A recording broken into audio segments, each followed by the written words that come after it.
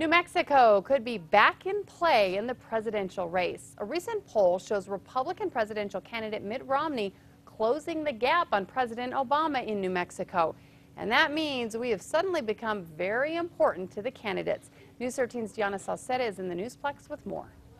Well, Kim, according to one political expert, this poll that came out last week is only one indicator that Romney is suddenly seeing New Mexico as a potential battleground state.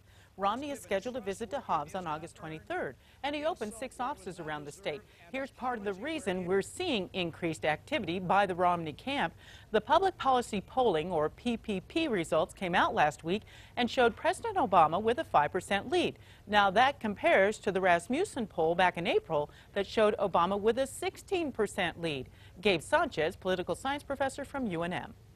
Public policy polling as a company are perceived to be kind of a left-leaning organization or more of a Democratic, favorite in terms of the poll.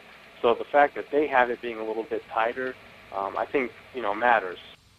The Obama campaign says the president also has 6 offices here and doesn't have to open new ones because of his presence in New Mexico since the last campaign. But Sanchez says that could change. If one poll turns into 2 or 3 polls, you might see the president rearranging his schedule to maybe take a trip out here to New Mexico.